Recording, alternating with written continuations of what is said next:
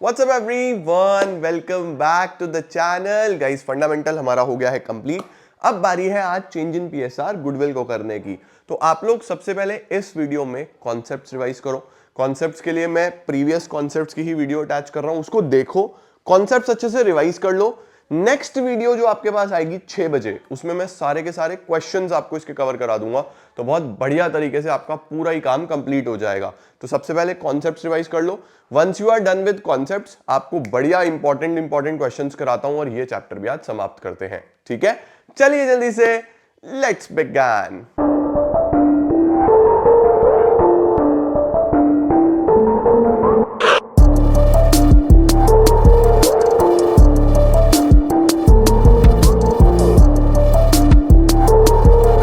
जी शुरू करते हैं बच्चों, जल्दी से मेरे साथ साथ हेडिंग डालो।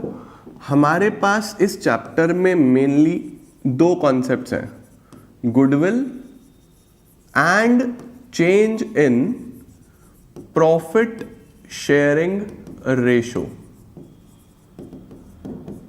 ठीक है, तो सबसे पहले तो आप ये समझो कि प्रॉफिट शेयरिंग रेशो चेंज हो रहा है, प्रॉफिट शेयरिंग रेशो बदल रहा है। यानी कि जिस हिस्से में या जिस रेशो में पार्टनर्स पहले प्रॉफिट्स को शेयर करते थे, अब वो चेंज करेंगे। लाइक फॉर एग्जांपल मैं आपको बोलूं कि ए, बी और सी तीन पार्टनर्स हैं जो 3:2:1 में प्रॉफिट्स एंड लॉसेस को शेयर करते थे। अभी टर्म्स एंड कंडीशंस चेंज हुई और ए रेशो बी रेशो सी इक्वल हो गया 1:1:1। इसका मतलब समझते हो बच्चों? इसका सिंपल सा मतलब होता है कि एक पार्टनर जो है वो अपना शेयर सेल कर रहा है किसी और पार्टनर को। सर ऐसे कैसे? देखो बच्चों, सिंपल सी बात है। सपोज करो कि पहले 60 रुपीज का प्रॉफिट होता था, तो वो 60 का प्रॉफिट कैसे बढ़ता था? एक में 30, एक में 20, एक में 10, ऐसे ऐसे बढ़ता था। अभी वही 60 का प्रॉफिट कैसे बटेगा? 20, 20, 20। तो देखो, ये तो पहले भी 20 रखता था, आज भी 20 रखता है, तो कोई प्रॉब्लम ही नहीं है। इसको पहले 10 मिलते थे, अभी मिलते हैं 20, तो ये तो कर रहा है गेन। और इसको पहले 30 मिलते थे, अभी मिल रहे हैं 20, तो ये तो कर रहा है सैक्रिफाइस। इसका मतलब इसने अपना शेयर इसको सेल कर दिया, क्योंकि इसका शेयर बढ़ गया ना बच्चों। देखो, तो अब मुफ्त में तो कोई अपना हिस्सा नहीं देता प्रॉफिट का। अपना हिस्सा, अगर मैं कोई पैसा कमा रहा हूं, मैं फ्री में किसी और को क्यों दूंगा? मैं उसके पैसे चार्ज करूंगा। अब सर पैसे किस चीज के लेंगे? हम पैसे लेते हैं बच्चों हम गुडविल के, क्योंकि अल्टीमेटली तीनों ने मिलके फर्म बनाई होगी, तीनों ने मिलके फर्म का कोई ना कोई वैल्यू बनाया होगा। तो होता क्या है, जो पार्टनर गेन कर रहा होता है वो पैसा देता है किसको? सैक्रिफाइसिंग पार्टनर को। ठीक है, क्योंकि उसको हिस्सा बढ़ रहा है उसका, तो वो मुफ्त में नहीं ले रहा, उसने इससे बाय करा है। तो जो गेन कर रहा होता है वो पैसा देता है किसको? सैक्रिफाइसिंग पार्टनर्स को। सही हो गया बच्चों? अच्छा, तो हम चेंज इन पीएसआर में क्या क्या पढ़ते हैं? एक तो हम पढ़ते हैं इसमें ट्रीटमेंट ऑफ गुडविल, गुडविल का क्या ट्रीटमेंट है। फिर हम पढ़ते हैं इसके अंदर ट्रीटमेंट ऑफ रिजर्व्स, रिजर्व्स का क्या ट्रीटमेंट होता है। फिर हम इसके अंदर पढ़ते हैं बच्चों revaluation of assets and liabilities. ये रीवैल्यूएशन तो बाबू कॉमन है, हर पूरी पार्टनरशिप में चलेगा ये रीवैल्यूएशन। और लास्ट में हम पढ़ते हैं कॉम्प्रिहेंसिव क्वेश्चंस।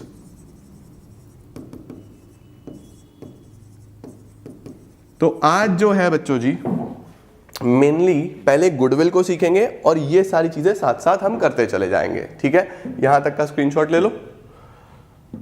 अब देखो, शुरू करते हैं। सबसे पहले गुडविल की बात करता हूं मैं कि गुडविल है क्या। उससे भी पहले बच्चों ये समझो कि दो तरीके की गुडविल होती है। गुडविल का मतलब क्या होता है? किसी भी फर्म की रेपुटेशन, किसी भी फर्म की गुड नेम। आज अगर आप इस चैनल पे ये वीडियो देख रहे हो तो आपको मेरे ऊपर भरोसा है, यानी मैंने अपना एक गुड नेम बनाया इंडस्ट्री में कि जब भी कॉमर्स की बात आएगी तो बच्चे यूट्यूब पे मुझे रेकमेंड करते ही करते हैं। वो ऐसा कैसे हो रहा है? क्योंकि मैं सालों से मेहनत कर रहा हूं बच्चों, 2017 से यूट्यूब पे पढ़ा रहा हूं और इतने ज्यादा बच्चे मेरी वीडियोस देख के सक्सीड हो चुके हैं अपने करियर्स में, अपनी लाइफ में आगे बढ़ चुके हैं। तो उनको पता है कि यार ये इंसान बहुत मेहनत करता है और ये इंसान हमारे साथ साथ लग के काम करता है, तो हम इसकी वीडियोस चेक करेंगे तो हमारे मार्क्स आ रहे हैं। और उन बच्चों के आए हैं, इसलिए उन्होंने आपको बताया जब आप उनके जूनियर्स रहे हो। अभी आप 12th कर जाओगे तो आप अपने जूनियर्स को बिल्कुल हक से बोलोगे कि भाई हमारे बड़े भाई की वीडियो देखो। ये मस्त आदमी है, तो कहीं ना कहीं बोलोगे ना। तो ये मैंने टाइम टू टाइम जनरेट करी हैं चीजें, ये नाम बनाया है, ये मेरी गुडविल है, ये मेरी रेपुटेशन है ना। तो गुडविल बच्चों सबसे पहली तो होती है सेल्फ जनरेटेड, जो मैंने जनरेट करी है, जो मैंने खुद बनाई है, ठीक है। अब कल को अगर ऐसा हो कि मुझे कोई कपड़े की दुकान खोलनी हो, अब अगर मैं कपड़े के बिजनेस में जाऊंगा, मुझे कोई जानता नहीं है, पहले दिन से तो मेरे पास कस्टमर्स भी नहीं आएंगे, तो मैंने सोचा क्यों ना मैं कोई चली चलाई बिजनेस का नाम परचेज कर लूं, क्यों ना मैं चला चलाया ब्रांड का नाम खरीद लूं, है ना। मैं उनको पैसा दे दूंगा भाई उस चीज का कि तुम्हारा नाम मैं यूज करूंगा, तुम्हारा नाम बहुत है, पहले दिन से मेरे पास कस्टमर आएंगे, मैं तुम्हारा नाम यूज करूंगा, उस चीज का मैं तुम्हें पैसा देता हूं। एक मिनट रुको, इसको सही कर दूं। उस चीज का मैं तुमको क्या देता हूं, पैसा देता हूं।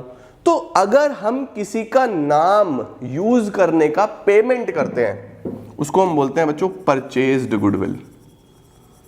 ये जो परचेज्ड गुडविल होती है, इसका हमने पैसा दिया है, ये एक फाइनेंशियल ट्रांजैक्शन है, तो ये बुक्स में होती है।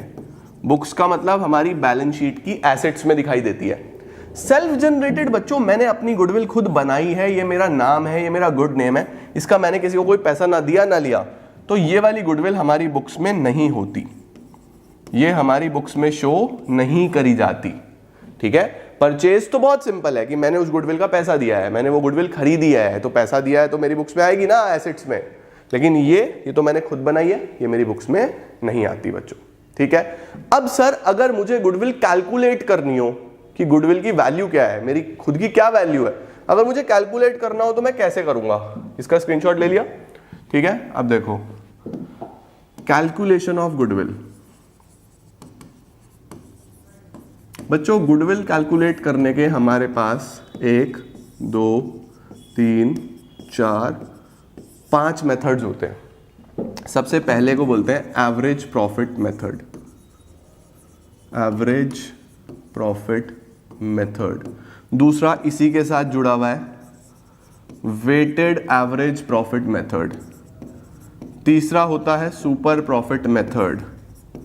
चौथा होता है बच्चों कैपिटलाइजेशन ऑफ एवरेज प्रॉफिट। पांचवा होता है कैपिटलाइजेशन ऑफ सुपर प्रॉफिट। आपको पांचों आने चाहिए, पांचों के फॉर्मूलाज आने चाहिए। आपने एक बार ये पांचों तैयार कर लिया, आपके लिए बहुत आसान है, ठीक है। चलो सर अब 1 बाय 1 सबके फॉर्मूलाज देखते हैं। सर एवरेज प्रॉफिट मेथड से गुडविल कैसे निकलेगा, एवरेज प्रॉफिट मेथड से गुडविल कैसे निकलेगा? तो बच्चों ध्यान रखना, goodwill is equal to average profit multiplied by number of years purchased. ये जो नंबर ऑफ ईयर्स परचेज्ड है ये हमेशा गिवन होगा आपको क्वेश्चन में, हमेशा 100% क्वेश्चंस में गिवन होगा, 99 में नहीं। यानी आपको दिमाग भी नहीं लगाना, हमेशा लिखा होगा goodwill is valued at 2 year purchase of average profit या 3 year purchase of average profit. तो एवरेज प्रॉफिट से मल्टीप्लाई कर देना 2 या 3 या 4 व्हाटएवर। तो ये आपको हमेशा गिवन होगा। एवरेज प्रॉफिट आपको हमेशा निकालना है, ठीक है। एवरेज कैसे निकलता है, किसी भी चीज का एवरेज कैसे निकलता है? तो एवरेज प्रॉफिट आप निकालोगे sum of profits after adjustments. Sir ये एडजस्टमेंट्स क्या है बच्चों? कुछ एडजस्टमेंट्स होती हैं, अभी दिखाता हूं। Divided by total number of years.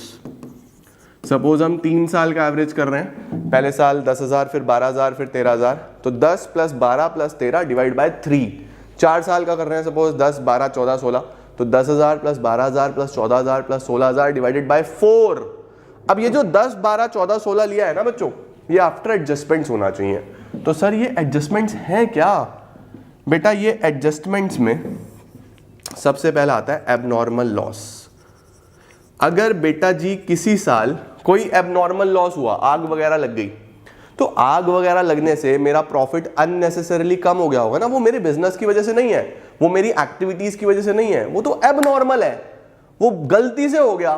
तो एबनॉर्मल लॉस को हमेशा वापस से ऐड बैक करना है।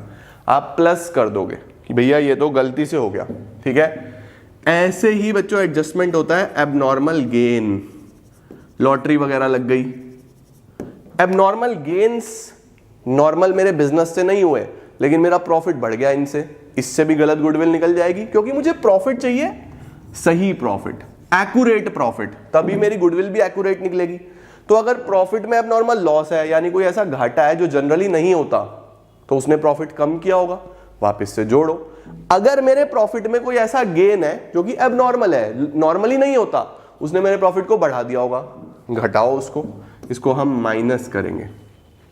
ठीक है, इसके बाद आता है बच्चों, अगर मेरा क्लोजिंग स्टॉक ओवर वैल्यूड है, यानी मेरा क्लोजिंग स्टॉक बढ़ा हुआ है।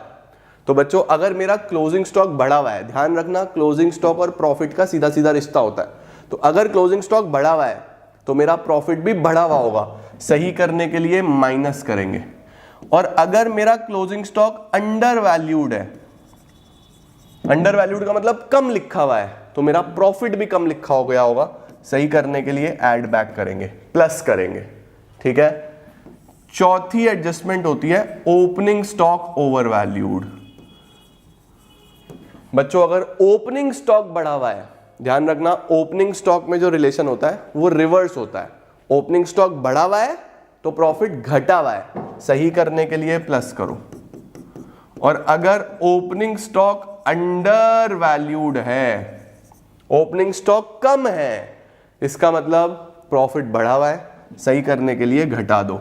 तो ध्यान रखना क्लोजिंग स्टॉक और प्रॉफिट का रिश्ता सीधा सीधा है, बढ़ा है तो ये भी बढ़ा है, घटा है तो ये भी घटा है।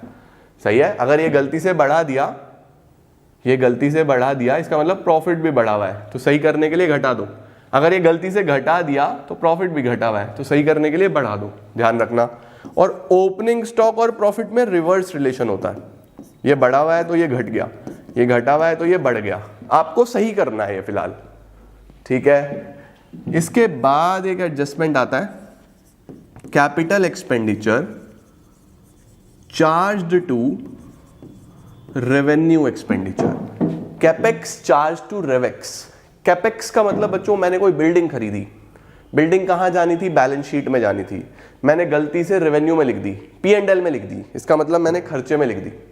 बैलेंस शीट वाली आइटम मैंने खर्चे में लिख दी, तो खर्चा ज्यादा लिख दिया जबकि वो खर्चा था ही नहीं, उसने मेरा प्रॉफिट गिरा दिया होगा।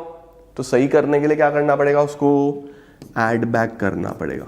उसको क्या करना पड़ेगा, ऐड बैक करना पड़ेगा। दोबारा से समझो, मैंने ये वाटर बॉटल खरीदी, ये मेरा एसेट है, ये मुझे बहुत हेल्प करता है पैसे कमाने में, क्योंकि मैं पानी पीता रहता हूँ, मेरा गला सही रहता है, मेरा एसेट है। मुझे इसको बैलेंस शीट में ले जाना था, मैंने इसको एक्सपेंस में लिख दिया। जैसे ही एक्सपेंस में लिखा तो ये P&L में गया, P&L में जाना नहीं था, ये गलती से चला गया। अब गलती से गया तो खर्चा लिखा गया, एक खर्चा लिख दिया तो प्रॉफिट कम हो जाएगा ना, जबकि खर्चा था ही नहीं है, तो एसेट था। तो सही करने के लिए ऐड बैक करो, तो इसीलिए इसको ऐड बैक करेंगे।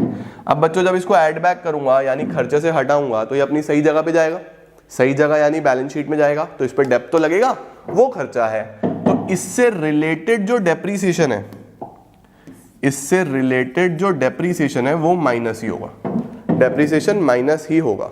ओके, इसके बाद लास्ट आता है बच्चों इसका उल्टा, एक रेवेन्यू एक्सपेंडिचर मैंने कैपिटल एक्सपेंडिचर में लिख दिया। यानी कि रेवेन्यू एक्सपेंडिचर का मतलब P&L में जाने वाले खर्चे। इसका मतलब मेरा सपोज ये बोर्ड का रिपेयर हुआ, ये बोर्ड मैंने रिपेयर कराया, तो रिपेयर मेरा P&L में जाना था। ठीक है, मैंने उसको P&L में ना लिख के बैलेंस शीट में लिख दिया, तो एक खर्चा जो लिखना था मैंने लिखा ही नहीं, तो मेरा प्रॉफिट बढ़ के आ रहा होगा, क्योंकि खर्चा तो लिखा नहीं। तो सही करने के लिए उसको करेंगे माइनस, और मैंने उसको बैलेंस शीट में लिख दिया था तो उस पर बिना बात डेप लग रहा होगा, तो इससे रिलेटेड डेप वापस से ऐड करें। देखो ये सारी एडजस्टमेंट्स होती हैं जो मैंने पहले भी पढ़ाई हैं आप लोगों को, एक बार वापस से अच्छे से रिवाइज कर लो, अपने पास लिख लो। कुछ गड़बड़ होती है तो क्वेश्चंस अभी हम करेंगे, सब सही हो जाएगा, चिंता मत करना। आज एक बार सब लिख लो अपने पास, जब क्वेश्चंस करेंगे सब परफेक्ट समझ में आएगा। ठीक है, डन डन सर। तो ऐसे आपको पता चल गया ये होता है एवरेज प्रॉफिट मेथड। ठीक है, अब दूसरे पे चलते हैं। एवरेज प्रॉफिट डन, दूसरा है वेटेड एवरेज प्रॉफिट मेथड। आ जाओ, अब दूसरा लिखता हूं मैं यहां पे, weighted average profit method. Sir ये कब यूज होता है, ये कई बार आपसे पूछा जा सकता है। ध्यान रखना बच्चों, वेटेड तब यूज होता है जनरली जब आपको प्रॉफिट्स या लॉसेस में ट्रेंड्स देखने को मिलते हैं। ट्रेंड का मतलब या तो प्रॉफिट हर साल बढ़ ही रहा होगा या प्रॉफिट हर साल घट रहा होगा। जैसे प्रॉफिट है 2000, 5000, 10,000, 12,000, देखो बढ़ता जा रहा है, इसको बोला इंक्रीजिंग ट्रेंड। और प्रॉफिट है 8,000, 4,000, 3,000, 2,000, कम होता जा रहा है, इसको बोलते हैं डिक्रीजिंग ट्रेंड। तो जब भी बच्चों ट्रेंड हो प्रॉफिट में तो वेटेड एवरेज प्रॉफिट यूज होता है। इसमें क्या चलता है, goodwill is weighted average profit into number of years purchased. देखो बेसिक फॉर्मूला वही है, वहां पे average profit into number of years purchase था, यहां पे weighted average profit into numbers of year purchase है। Number of year purchase constant है, वो वही रहेगा। सर वेटेड एवरेज प्रॉफिट कैसे निकलेगा? वेटेड एवरेज प्रॉफिट निकलता है बच्चों sum of profits into weights. Sir ये वेट्स क्या है? वेट्स का मतलब बच्चों इंपॉर्टेंस होता है, ये आपको हमेशा गिवन होगा क्वेश्चन में, ये भी हमेशा गिवन होगा। Divided by sum of weights, sum of profits into weights divided by sum of weights. Suppose profits ऐसे दिए हुए हैं 10,000, 20,000, 30,000, 40,000, ऐसा दिया हुआ है, ठीक है, ये तो दिए हुए हैं प्रॉफिट्स। और देन आपको वेट्स दिए हुए हैं। वेट्स में उसने बोला कि इसको 4 मान लो, इसको 3, इसको 2, इसको 1, ऐसा मान लो। तो 4, 3, 2, 1 ये हमेशा गिवन होंगे कि कौन से साल के प्रॉफिट को कितना वेट देना है। आपको इसको मल्टीप्लाई करना है, 40,000, 60,000, 60,000 और 40,000। देखो फॉर्मूला क्या है, सम ऑफ प्रॉफिट्स इनटू वेट्स, ठीक है। तो प्रॉफिट्स इनटू वेट्स का सम 6 और 6 12, 4 16, 4 20, देखो 2 लाख रुपए आ गए। तो वेटेड एवरेज प्रॉफिट कैसे निकलेगा? 2 lakh divided by sum of weights, इसका सम, वेट्स का सम 4, 5, 6, 7, 8, 9, 10। तो देखो वेटेड एवरेज प्रॉफिट 20,000 आया। बात समझे कैसे निकालना है? अगर नॉर्मल एवरेज प्रॉफिट होता तो इन चारों को वेट से तो कोई मतलब ही नहीं था, इन चारों का सम करता, डिवाइड बाय 4 कर देता। वेटेड एवरेज प्रॉफिट में वेट से मल्टीप्लाई करके फिर सम करना है, बस इतना फर्क है। ओके, इसको अभी स्क्रीनशॉट ले लो। डन सर, हमारे पास बच्चों एवरेज प्रॉफिट भी डन, वेटेड एवरेज प्रॉफिट भी डन। अब आता है सुपर प्रॉफिट मेथड। सर ये सुपर प्रॉफिट मेथड से गुडविल कैसे निकलेगी?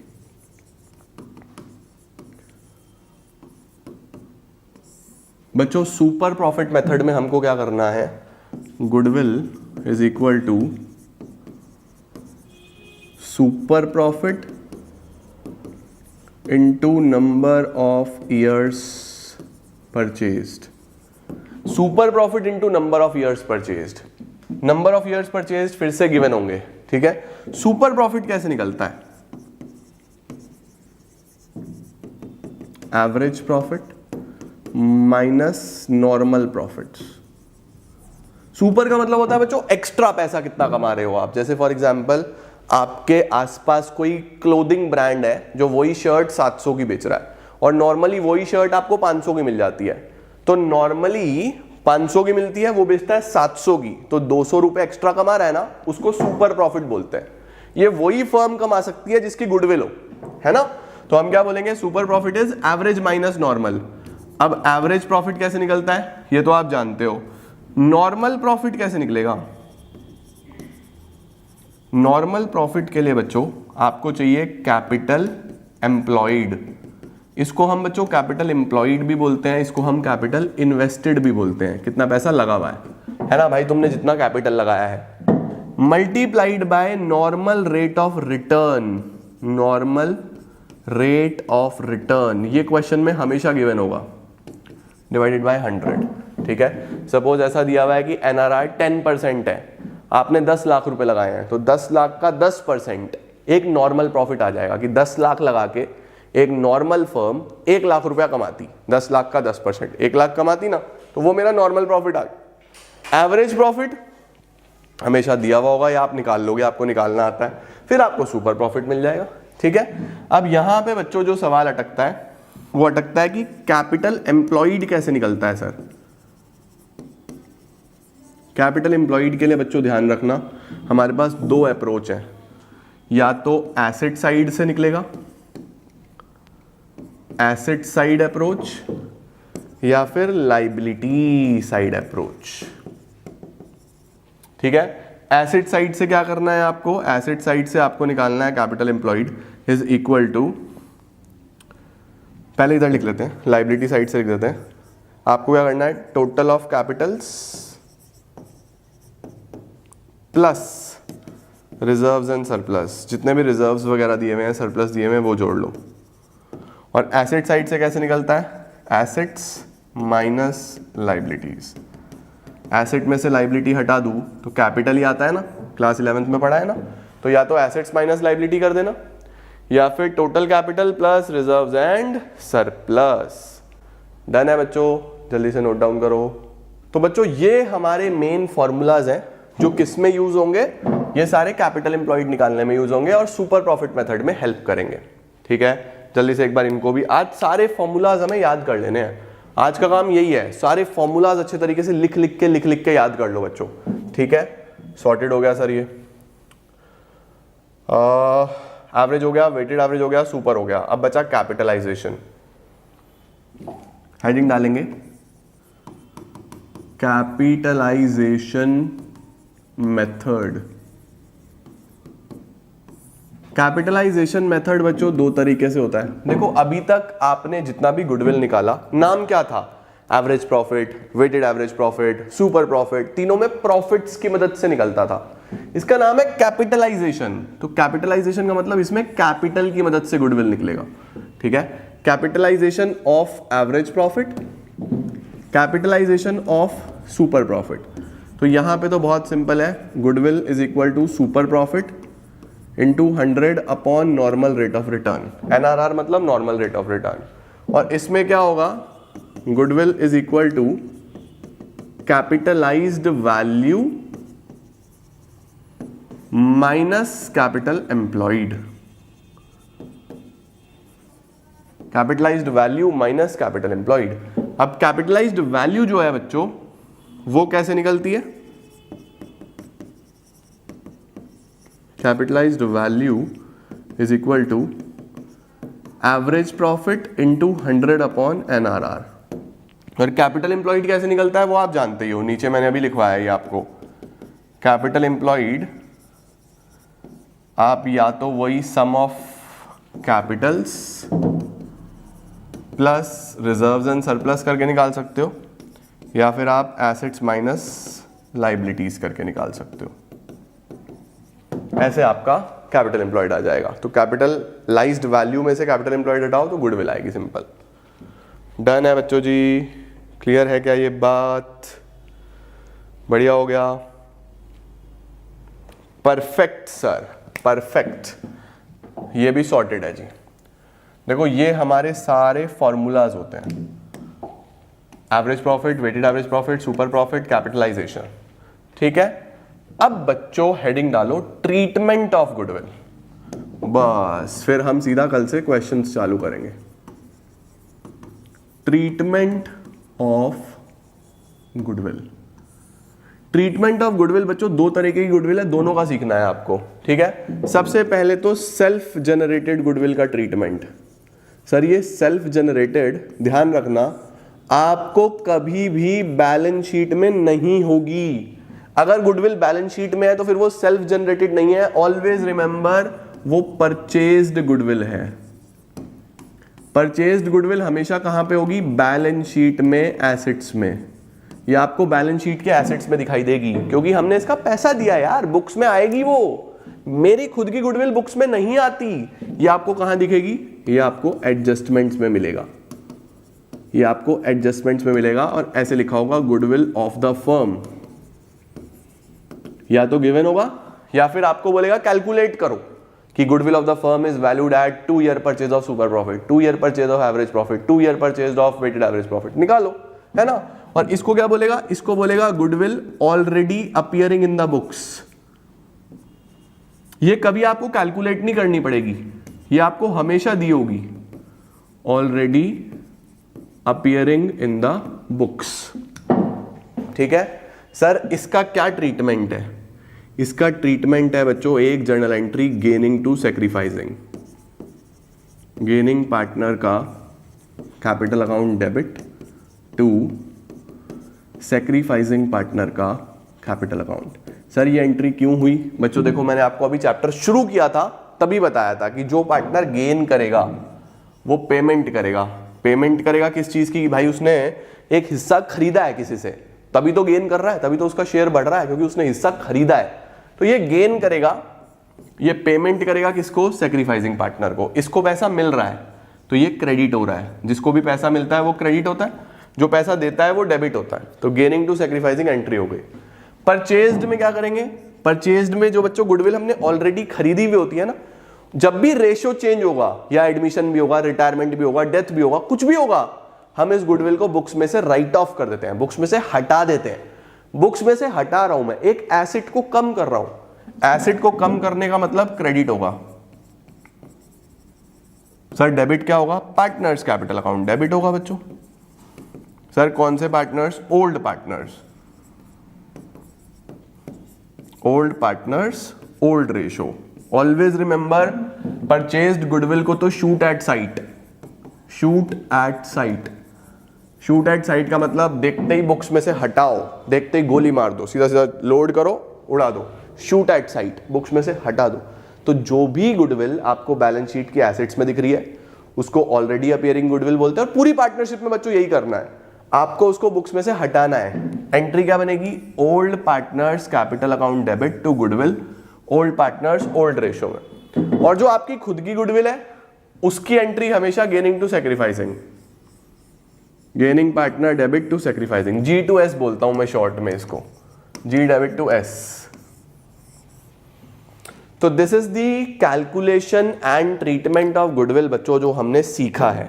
चलो यार शुरू करते हैं बच्चों। देखो मैंने आपको ट्रीटमेंट ऑफ गुडविल तो सिखा दिया था, मतलब कि अगर हमें गुडविल की जर्नल एंट्री करने को आई तो दो तरीके की गुडविल मैंने आपको बताई थी कि एक तो होती है परचेज्ड, जो मैंने खरीदी हुई है, ये आपको बैलेंस शीट में दिखाई देगी। इसको करना है आपको shoot at site. Shoot at site का मतलब राइट ऑफ कर देना है। तो उसकी एंट्री होगी partners capital account debit to goodwill. Partners capital account debit इसलिए हो रहे हैं क्योंकि कोई भी एसेट कम होता है तो पार्टनर का लॉस होता है ना।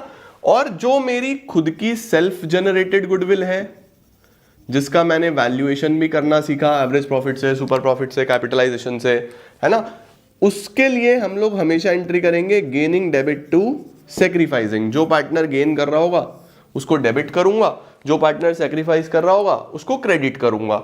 अब सर पता कैसे चलता है ये गेन कौन कर रहा है, सैक्रिफाइस कौन कर रहा है? तो बच्चों इसके लिए हमें सैक्रिफाइसिंग रेशो निकालना पड़ता है।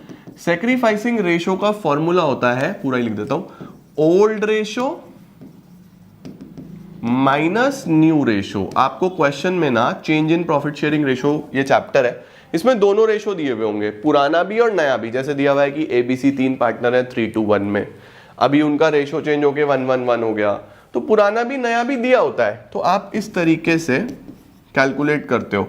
सपोज ओल्ड रेशो था 3:1, तो 3/6, 2/6, 1/6, और न्यू रेशो है 1:1, ऐसा है। तो एलसीएम लिया 6, 3 - 2, एलसीएम लिया 6, 2 - 2, एलसीएम लिया 6, 1 - 2। तो देखो ये तो आया 1/6, ये आ गया नील, ये आ गया माइनस का 1/6।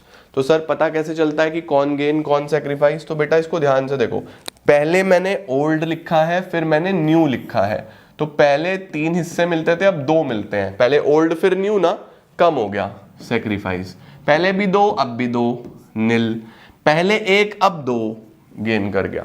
ठीक है। और कुछ बच्चे इसको इस तरीके से याद कर लेते हैं कि नेगेटिव वाला गेन होता है। अब तुम्हें ऐसे याद नहीं करना क्योंकि रिटायरमेंट में नेगेटिव वाला चेंज हो जाएगा, फिर वहां पे प्रॉब्लम आएगी। तो हमेशा जहां पे आप एलसीएम ले रहे हो ना, वहां पे देखा करो पहले वाला और बाद वाला, पहले ओल्ड लिखा है फिर न्यू लिखा है, ऐसे चीजें चेंज होंगी। ठीक है। ये तो आ गया बच्चों गुडविल के बारे में। तो गुडविल की एंट्री गेनिंग टू सैक्रिफाइसिंग, और जब बैलेंस शीट में दी होगी तो उसको राइट ऑफ करना है।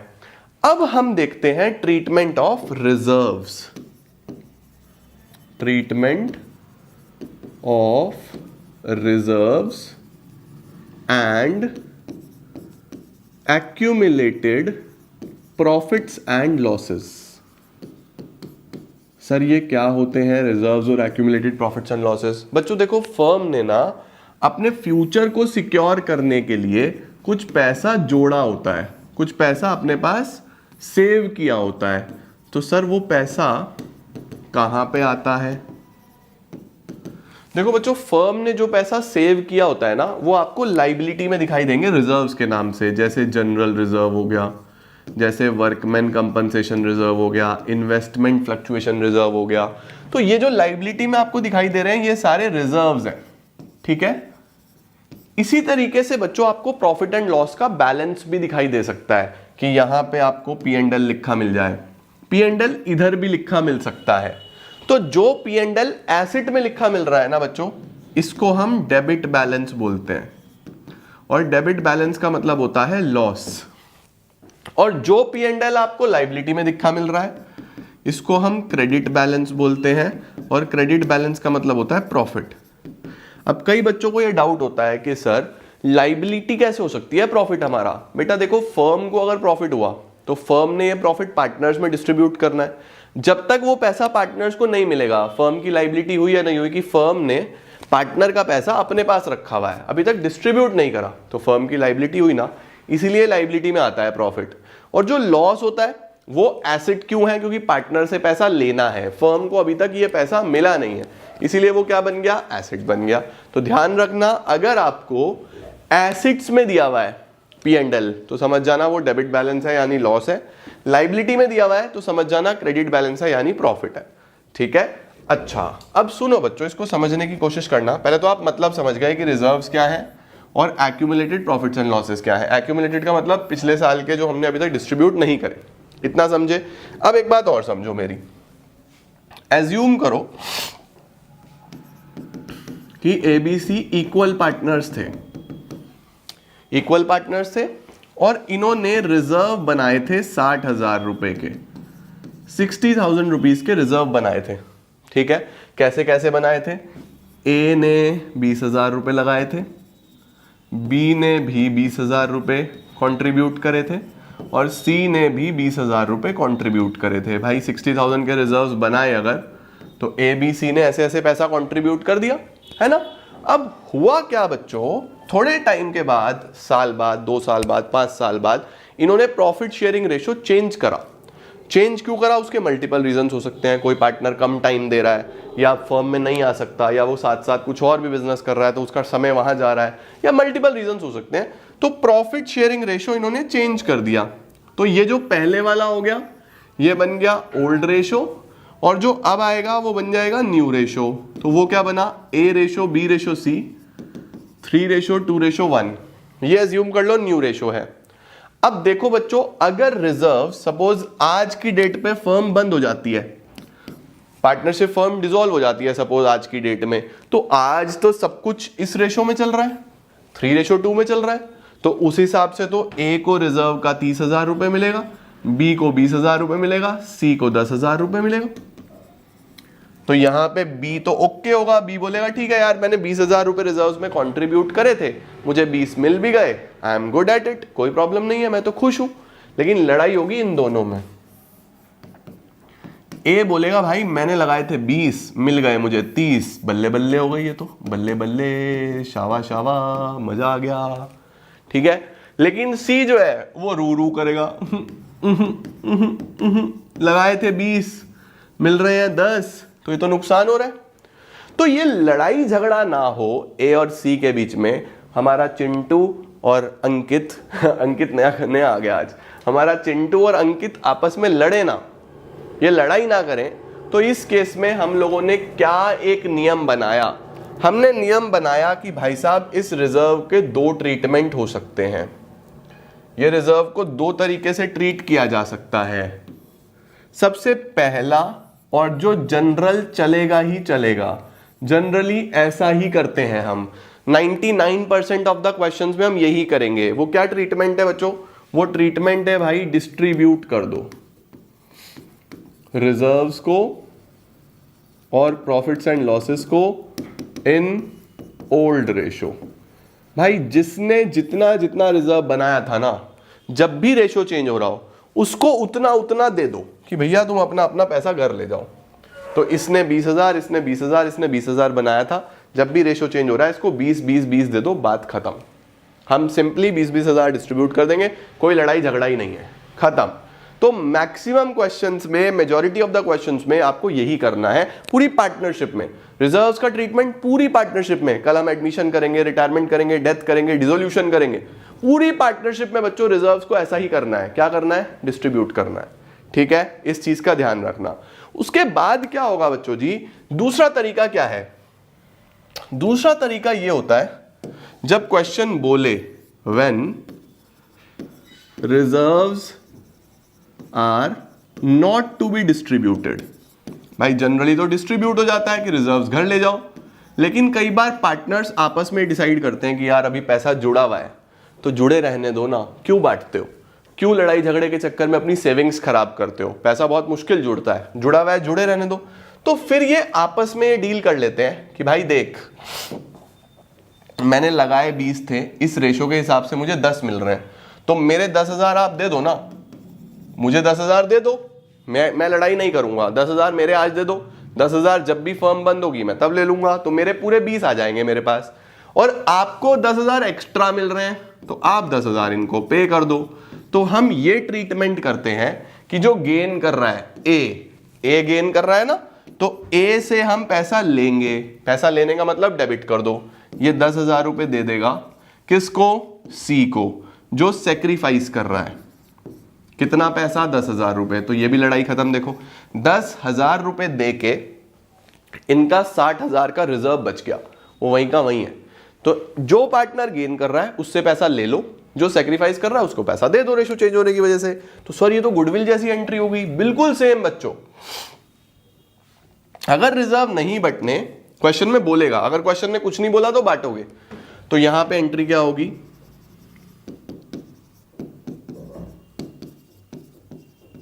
Gaining debit to sacrificing. कौन सी रेशो में? सेक्रीफाइसिंग रेशो में। लो, ये मोस्ट इंपॉर्टेंट चीज है। या तो रिजर्व बट जाएंगे, जनरली बटते हैं, अगर नहीं बटने, क्वेश्चन बोलेगा नहीं बटने, तो आप गेनिंग टू सेक्रीफाइसिंग करो। सॉर्टेड बेटा, क्लियर हुआ रिजर्व्स में क्या करना है, बढ़िया तरीके से समझ में आ गया। अब देखो बच्चों, ये तो हो गया नॉर्मल जो रिजर्व्स होते हैं, जनरल रिजर्व्स वगैरह। कुछ स्पेशल रिजर्व्स भी होते हैं, जैसे स्पेशल रिजर्व्स,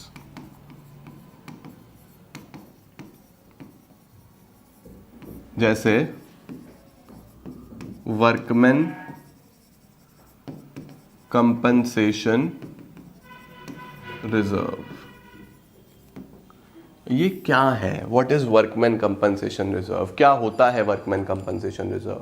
बच्चों ये पैसा वर्कर्स को कंपनसेट करने के लिए बनाया गया है कि कभी भी कल वर्कर स्ट्राइक पे चले जाएं, बीमार हो जाएं, कुछ भी कारण आ जाए कि कंपनी को या फर्म को वर्कर्स को कंपनसेट करना पड़े, तो पैसा तो होना चाहिए। हम सडनली कहां से लाएंगे पैसा? तो उस टाइम पे हमारे ऊपर एक फाइनेंशियल बर्डन ना आए, तो हम पैसा जोड़ के रखते हैं पहले से ही, उसको क्या बोलते हैं? Workman compensation reserve. अब सपोज ABC ने वही इक्वल रेशो में 20-20 हजार कंट्रीब्यूट करके 60,000 का वर्कमैन कंपनसेशन रिजर्व बना दिया। ठीक है बच्चों, अब इसके कुछ केसेस होते हैं। जैसे पहला केस आया, बेटा ये बराबर बराबर रेशो में बांटते थे, प्रॉफिट शेयरिंग रेशो। ठीक है, अब हुआ क्या? पहला केस आता है when there is no claim from workers।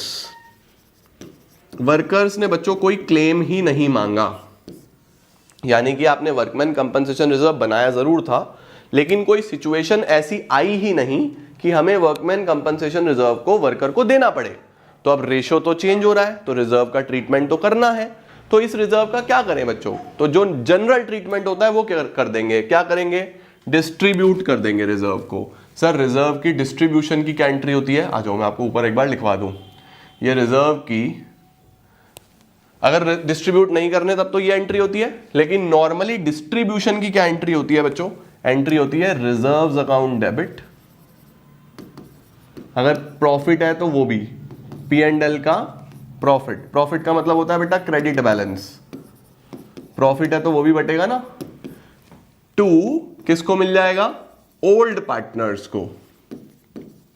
Old partners मतलब अगर ABC है तो old partners capital account ABC को मिल जाएगा। भाई पैसा वो घर लेके जाएंगे तो कैपिटल बढ़ेगा ना बच्चों, पार्टनर्स को पैसा मिल रहा है और कभी भी पैसा मिलता है तो फंडामेंटल से पढ़ते आ रहे हो कैपिटल क्रेडिट होता है, राइट। तो रिजर्व्स भी मिलेगा तो कैपिटल क्रेडिट होगा। तो एंट्री बनी रिजर्व डेबिट, P&L डेबिट अगर प्रॉफिट हुआ तो पार्टनर्स कैपिटल अकाउंट। सर अगर लॉस हुआ तो पार्टनर कैपिटल कम होगा, तो partners capital account debit to P&L, कौन सा बैलेंस है ये, डेबिट बैलेंस।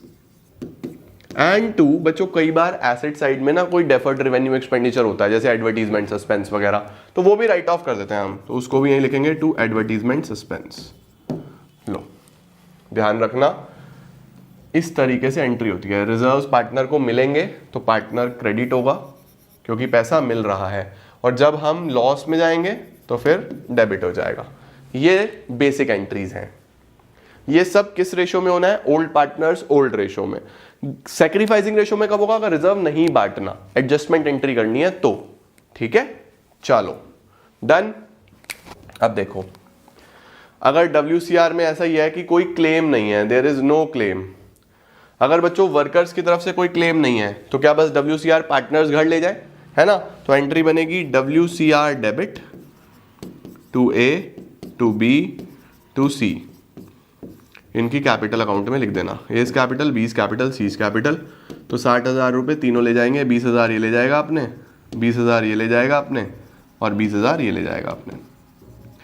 ऐसे ही केस नंबर 2, अब इस बार क्लेम है, वर्कर ने क्लेम मांग लिया 30,000 रुपये का, 60,000 का रिजर्व था जबकि वर्कर्स को पैसा देना पड़ा 30,000। अब सोचो बच्चों 60,000 का मेरे पास रिजर्व है, पार्टनर को वर्कर को देना पड़ गया 30 उसमें से, तो बाकी अभी भी बच गया 30।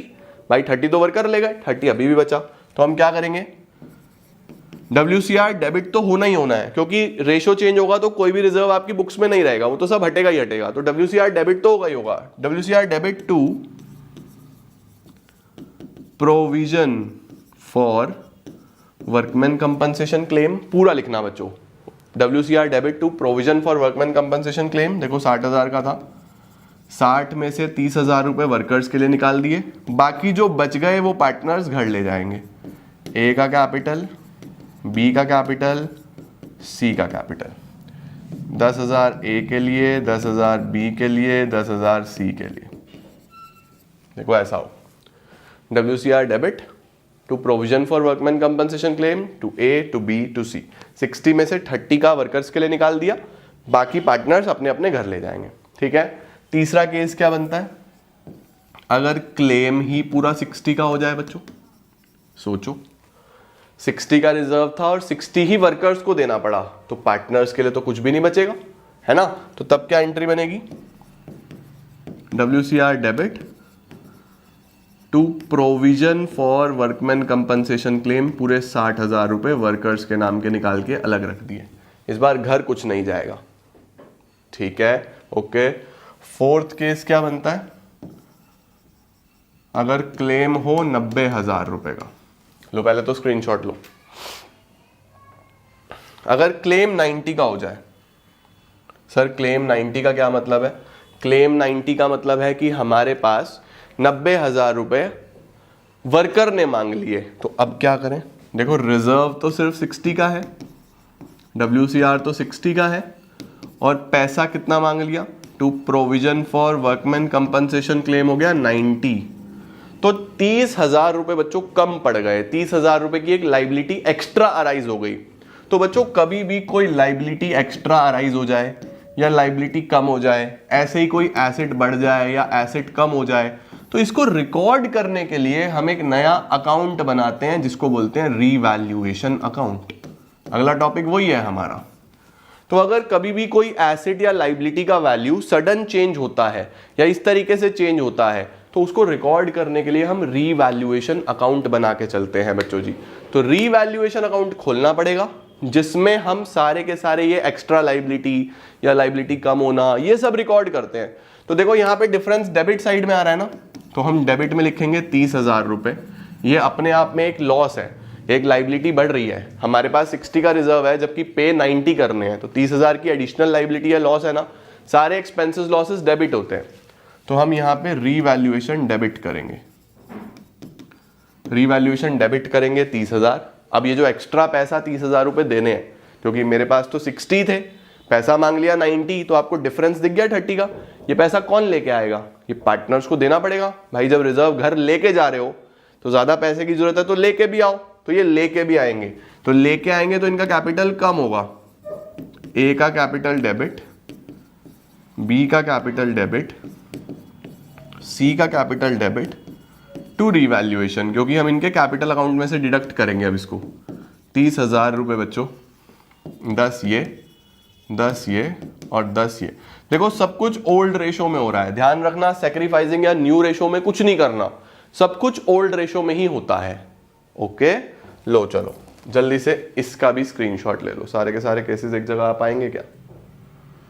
लो बच्चों, आई होप बहुत ज्यादा छोटा ना हो गया हो। ठीक है, सॉर्टेड सर। क्या सर स्पेशल रिजर्व एक ही होता है? एक और होता है बच्चों बस। वो क्या है? Investment fluctuation reserve. सर ये इन्वेस्टमेंट फ्लक्चुएशन रिजर्व क्या है? इसको शॉर्ट में IFR बोल देते हैं। ये मैं फिर से बोल रहा हूँ कि 60,000 का ही बनाया है ABC ने, जिनका प्रॉफिट शेयरिंग रेशो बराबर बराबर था। अभी रेशो चेंज हो रहा है, 3:1 हो रहा है। ये ओल्ड रेशो है, ये न्यू रेशो है। तो रेशो जब भी चेंज होता है तो रिजर्व्स का ट्रीटमेंट करना पड़ता है। रिजर्व्स का जनरल ट्रीटमेंट क्या है कि वो डिस्ट्रीब्यूट होंगे। स्पेशल ट्रीटमेंट क्या है? क्वेश्चन ने अगर बोला कि नहीं बांटने तो गेनिंग टू सैक्रिफाइसिंग। ये चीज दिमाग में रखनी है बच्चों। ठीक है, अब सुनो, इन्वेस्टमेंट फ्लक्चुएशन रिजर्व होता है कि मैंने कोई इन्वेस्टमेंट करी है। सपोज 6 लाख रुपए की इन्वेस्टमेंट करी है। जैसे लोग इन्वेस्टमेंट कर देते हैं ना, शेयर्स वगैरह खरीद लिए। अब बच्चों उन शेयर्स वगैरह की वैल्यू कम भी हो सकती है, बढ़ भी सकती है। वो तो किसी के भी हाथ नहीं है। मार्केट में तो सब डिमांड सप्लाई से चलता है। आपने जब शेयर खरीदा कितने का था, 2 दिन बाद कितने का हो, 3 दिन बाद कितने का हो, 1 साल बाद कितने का हो, किसी को नहीं पता। वैल्यू बढ़ भी सकती है, वैल्यू घट भी सकती है। Demand supply performance of the company पे बेस्ड है ना। तो अब बच्चों यहां पे हमने रिजर्व बनाया था कि ठीक है, अगर मुझे 60,000 रुपए तक का भी लॉस हुआ तो I am okay with it, मेरे पास रिजर्व है। अगर मेरी इन्वेस्टमेंट 60,000 तक का भी लॉस देती है तो I am okay, no problem, मेरे पास रिजर्व है। तो ऐसे केस में क्या क्या बनता है बच्चों? नंबर 1, सबसे पहला केस, अगर मार्केट वैल्यू आज भी 6 लाख ही है, इसका मतलब बुक वैल्यू बराबर है मार्केट वैल्यू के। BV is book value, MV is market value. देखो बुक्स में मेरी इन्वेस्टमेंट 6 लाख की थी, आज भी मेरी इन्वेस्टमेंट 6 लाख की ही है। तो देखो ना प्रॉफिट हुआ ना लॉस, ना प्रॉफिट ना लॉस। तो इस केस में रिजर्व का क्या करूं? General treatment, distribute. तो हम क्या करेंगे? हम लिखेंगे IFR डेबिट, ABC अपने अपने घर ले जाएंगे। 60,000 का रिजर्व था। ध्यान रखना रिजर्व का ट्रीटमेंट करना है, इन्वेस्टमेंट का मत कुछ कर देना। यहाँ पे आधे बच्चे इन्वेस्टमेंट का कराते हैं। इन्वेस्टमेंट को तो हमें बस कंपेयर करना है कि प्रॉफिट हो रहा है या लॉस हो रहा है। ट्रीटमेंट रिजर्व का ही होगा।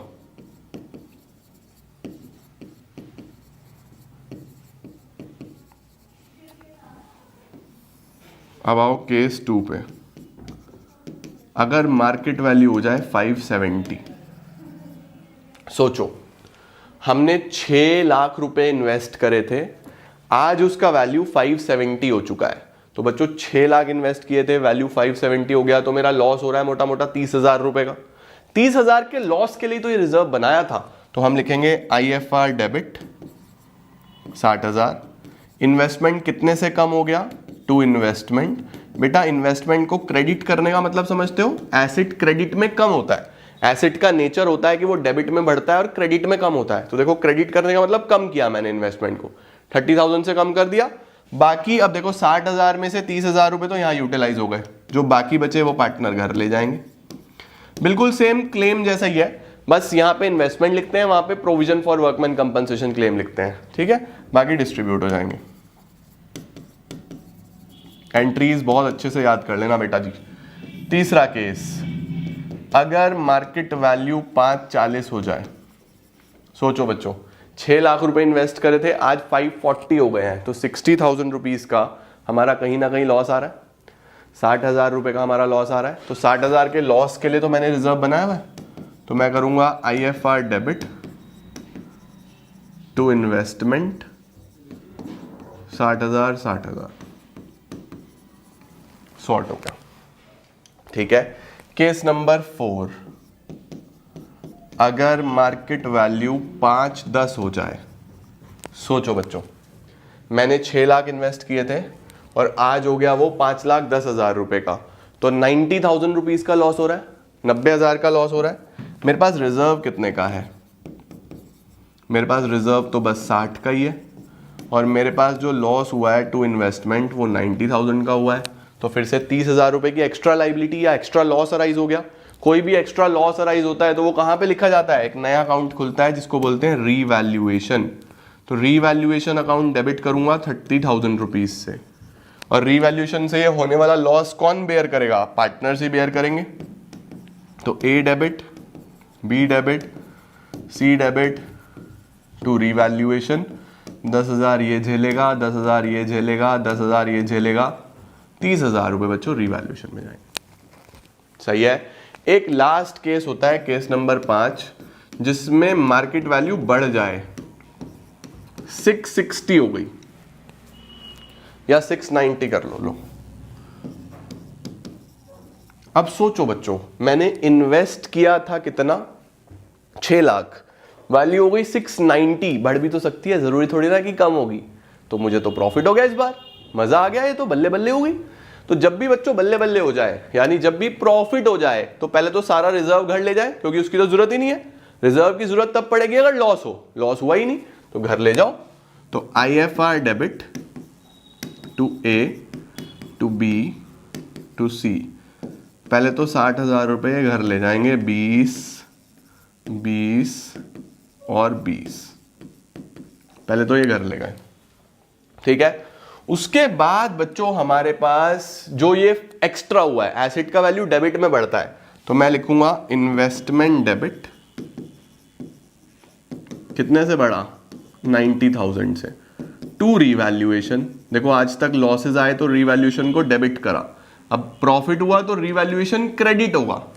क्रेडिट हो गया ना, अभी तक लॉसेज आ रहे थे तो रीवैल्यूएशन डेबिट हो रहा था, debit all expenses and losses, credit all incomes and gains. फायदा हुआ तो क्रेडिट हो गया। अगली एंट्री क्या बनेगी? अब ये पार्टनर्स इसको घर लेके जाएंगे प्रॉफिट को, तो revaluation debit to A to B to C। 90,000 का प्रॉफिट अपनी पुरानी रेशो में, पुरानी रेशो बराबर बराबर है, 30 घर ले गए।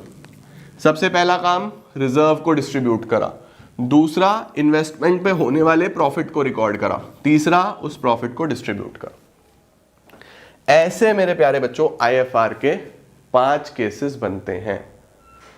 लो जल्दी से स्क्रीनशॉट ले लो इसका भी। सारे के सारे केसेस समझ में आए, क्लियर हुआ?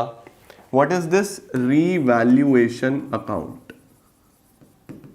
देखो बच्चों, जब भी रिकॉन्स्टिट्यूशन होता है ना फर्म का, रिकॉन्स्टिट्यूशन का मतलब प्रॉफिट शेयरिंग रेशियो चेंज हो, एडमिशन हो किसी पार्टनर का, रिटायरमेंट हो किसी पार्टनर का, जब भी इस तरीके का कुछ हो जहां पे हम कोई पार्टनर आ रहा है कोई पार्टनर जा रहा है, कुछ भी इस तरीके का चेंज है या रेशियो चेंज हो रहा है, तो वहां पे हम एसेट्स और लाइबिलिटीज की वैल्यू को चेक करते हैं कि आज उनकी वैल्यू कितनी है और बुक्स में कितनी उनकी वैल्यू दी हुई है।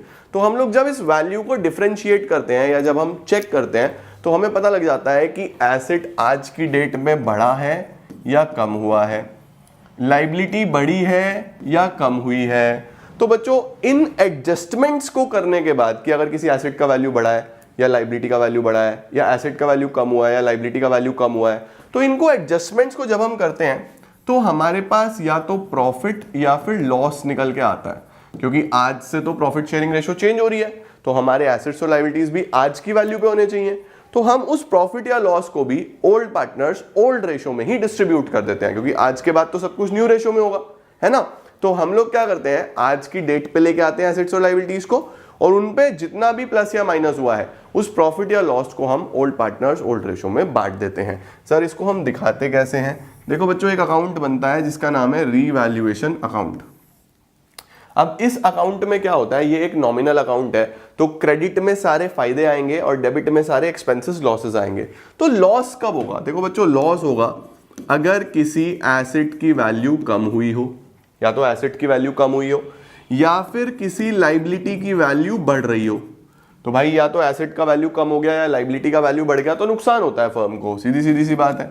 और फायदा कब होता है? फायदा होता है अगर किसी एसेट का वैल्यू बढ़ रहा हो, या तो एसेट का वैल्यू बढ़ रहा है या फिर किसी लाइबिलिटी का वैल्यू कम हो रहा है। अगर किसी लाइबिलिटी का वैल्यू कम हो रहा है तो वो भी हम फायदे में कंसीडर करते हैं कि क्रेडिटर्स थे 10,000 के, अब हमें 8,000 ही पे करने हैं, 2,000 पे नहीं करने, तो फायदा हो रहा है ना बच्चों। तो इस तरीके से एसेट बढ़ जाए लाइबिलिटी कम हो जाए तो वो फायदा है, या लाइबिलिटी बढ़ जाए एसेट कम हो जाए तो वो नुकसान है। उसको हम ऐसे दिखा देते हैं। अब कई बार क्वेश्चन में आता है कि कोई अनरिकॉर्डेड एसेट है, यानी बुक्स में नहीं था, अब हम रिकॉर्ड कर रहे हैं, तो रिकॉर्ड कर रहे हैं तो एसेट बढ़ ही रहा है ना यार, उसको इधर ही लिख देंगे। ऐसे ही कोई अनरिकॉर्डेड लाइबिलिटी है, पहले बुक्स में नहीं थी, अब हम रिकॉर्ड कर रहे हैं तो अब लाइबिलिटी बढ़ ही रही है ना यार, उसको इधर लिख देंगे। तो अनरिकॉर्डेड के लिए मैं नहीं समझता कि हमें अलग से कोई पॉइंटर बनाने की जरूरत है, यही बातें हैं वो, राइट। तो अब हम क्या करेंगे, इन दोनों को कंपेयर करेंगे कि भाई इधर कितनी वैल्यू, यानी फायदे वाली कितनी वैल्यू और नुकसान वाली कितनी वैल्यू। सपोज फायदा हुआ 1,000 का, नुकसान हुआ 400 का, तो 600 का प्रॉफिट निकल आएगा या नहीं निकल आएगा। तो अगर इधर डिफरेंस आया तो इसको बोलते हैं प्रॉफिट ऑन रीवैल्यूएशन, और अगर इधर आया तो इसको बोलते हैं लॉस ऑन रीवैल्यूएशन। तो चाहे प्रॉफिट ऑन रीवैल्यूएशन हो बेटा, चाहे लॉस ऑन रीवैल्यूएशन हो, हम इसको क्या करेंगे, ओल्ड पार्टनर्स ओल्ड रेशो में डिस्ट्रीब्यूट कर देंगे। ओल्ड पार्टनर्स ओल्ड रेशो में डिस्ट्रीब्यूट आपको इसको कर देना है। This is how revaluation account is made. Simply बस ये बेसिक 4 चीजें याद रखना, एसेट बढ़ा और लाइबिलिटी कम हुआ तो फायदा होता है, क्रेडिट में जाएगा। एसेट कम हुआ या लाइबिलिटी बढ़ गई तो नुकसान होता है, डेबिट में जाएगा। फिर इन दोनों को आपस में कंपेयर कर लो, अगर डिफरेंस इधर आया तो प्रॉफिट, अगर डिफरेंस इधर आया तो लॉस। इस तरीके से हमें उसको फिर ओल्ड पार्टनर्स ओल्ड रेशो में बांट देना है। ठीक है बच्चों, thank you so much, keep growing, keep glowing and keep smiling.